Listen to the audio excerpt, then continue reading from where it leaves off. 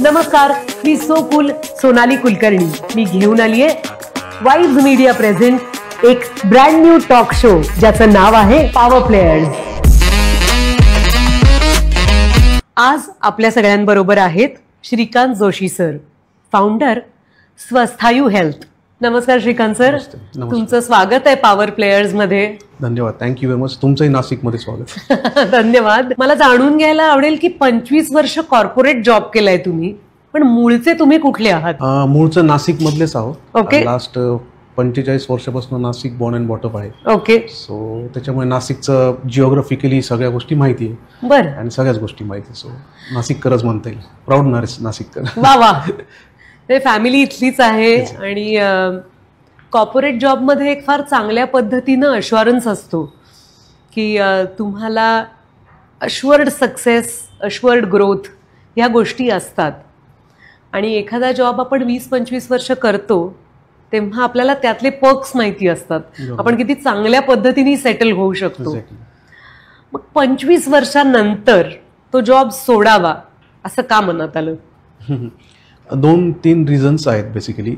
Preferably जेव्हा corporate सेक्टरमध्ये hospital लाईनमध्ये काम करत असताना, मला मास्टर्स झालं आहे, सो हॉस्पिटल ॲडमिनिस्ट्रेशन आणि ऑपरेशन्समध्ये मी होतो ॲक्च्युली ॲज अ GM म्हणून. तर हे काम करत असताना 2-3 गोष्टी आढळल्या की त्यावेळेस हॉस्पिटल्समध्ये जेव्हा पेशंट्स ॲडमिट व्हायचे काही कारणास्तव, तर त्यावेळेस त्यांची जी फॅमिलीची जी तारांबळ व्हायची, त्यांना मॅनेज करायला कोणीतरी थांबावं लागायचं. बऱ्याच वेळेस आजकाल कन्सेप्ट कसं आहे की न्यूक्लिअर फॅमिलीजचा कन्सेप्ट आहे. दोघं हजबंड वाईफ काम करतात, तेव्हा मग कोणातरी जॉबमधनं सुट्टी घ्यायला लागते. मग तो वेळ आणि पैसा बऱ्यापैकी त्यांना तो कॉम्प्रोमाइज करायला लागतो. आणि मग त्या आई वडिलांसाठी किंवा जो आजारी असतो त्याच्यासाठी आपल्याला धावपळ करायला लागते. तर कुठेतरी असं वाटलं की यांच्यासाठी एक सपोर्ट सिस्टीम चालू करावी, जेणेकरून त्यांचं काम ते सांभाळू द्या. We can act as a parents to them, म्हणजे टू द पर्सन जे कोणी आजारी आहेत. तर तो एक मेन उद्दिष्ट मला जाणवायचा या कॉर्पोरेट जगामध्ये काम करत असताना. हे करत असताना बऱ्यापैकी काय व्हायचं की पोस्ट सर्जिकल किंवा पोस्ट हॉस्पिटल जी केअर असते त्याला प्रोलॉंग्ड थांबायला लागायचं. बरोबर. आणि त्याच्यामुळे त्यांचा खर्च पण खूप व्हायचा. पण पुढची जी केअर आहे 8-10 दिवस, तरी पण पेशंट्सला थांबायला लागायचं. मग का नाही ही सेवा आपण पोस्ट हॉस्पिटल किंवा पोस्ट सर्जिकल सेवा घरीच करावी.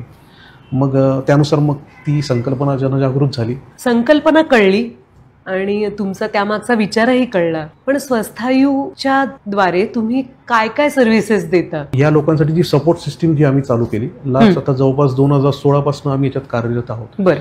तर स्वस्थायू हेल्थ ॲट होम ही संस्था जी चालू केली या एकाच उद्दिष्टाने की घरी पोस्ट सर्जिकल किंवा पोस्ट हॉस्पिटलायझेशन असणं, म्हणजे हॉस्पिटल सारखीच जी सेवा आहे प्रॉपर जी तुम्हाला नर्स देणार आहे, तीच नर्सची सेवा तुम्ही घरी इनकल्क्युलेट करू शकता. म्हणजे घरी आपण चालू करू शकतो. कॅरी फॉरवर्ड आम्ही तिथे केलं. म्हणजे त्यामुळे हॉस्पिटलचा खर्च वाचेल.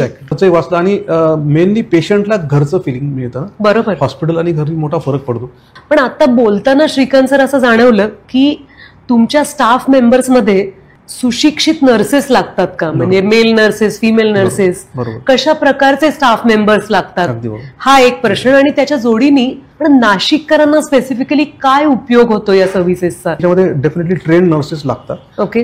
आणि काही पॅरामेडिकल स्टाफ पण लागतो, जो इंजेक्शन कोणाला फक्त इन्सुलिन द्यायचं असतं तो पण स्टाफ लागतो. आमच्या साध्या माणसांच्या भाषेत फर्स्ट एड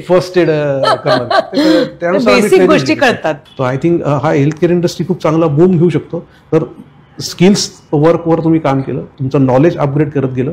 पेशन्स फार महत्त्वाचे या इंडस्ट्रीमध्ये आणि intention to do right thing.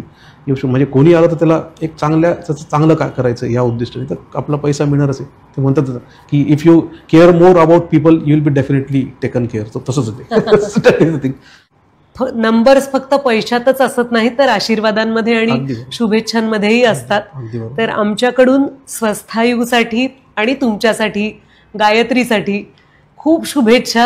आणि अनेक पेशंट्सना आणि त्यांच्या कुटुंबियांना तुमच्या सेवेचा लाभ मिळत राहू. Thank you very much. तुम्ही आलात. Thank you very much for